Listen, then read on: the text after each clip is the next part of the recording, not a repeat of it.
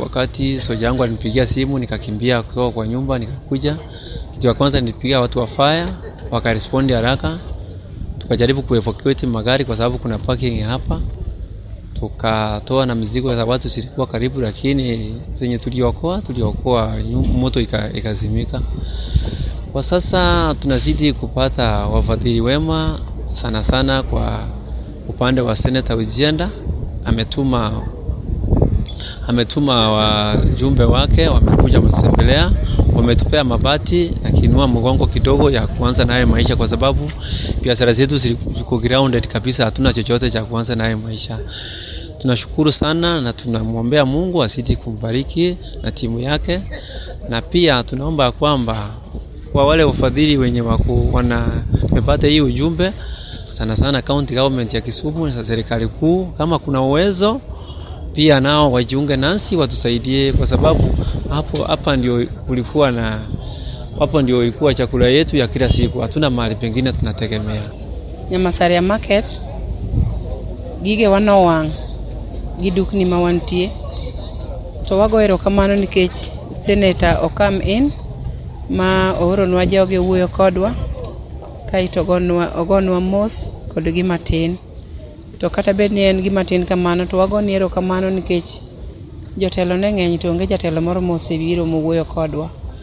Koro wagoni erokamano, to pod wakwayo kapod wanyalo yudo konyruok kendo kuonde mamoko mopogore, nikech business wagi negi chulo fees, wan kod loans mwachulo.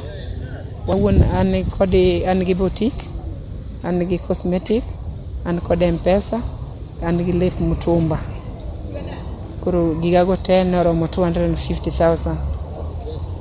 Wagone jatelwa ma senator erokamano kuom gonwa mos kuom gimotimorenwa, kendo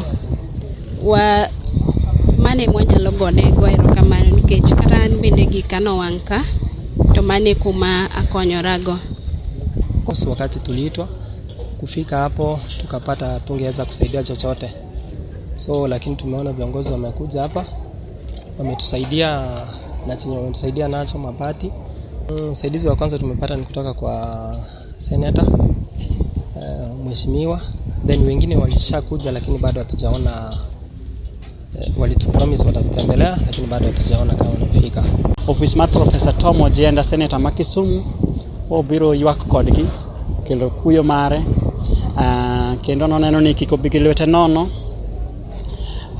Ja ohala kohala omiyo gima kizungu dendo ni business startup matin kuom ng'ato ka ng'ato. Landlords ariyo gi be nokoweyo nono, onyiewo negi mabati mondo mi okasogi, mondo landlords oti gi mabati go gi mwandu moko matin mane gisekano, mondo ging'i ni jo ohala gi oduogo e ohala gi mapiyo kaka nyalore. E office mar senator riwore gi jo Kisumu e shida mora moyudore, en mane gikwayo jotelo moko be mondo ket lwetgi ka shida makama otimore, tukwawe voters manogonwa kura chandre kapod wantie. We want to reassure the people of Kisumu County that any calamity, any unplanned calamities that may happen within the county, we will always be ready to support.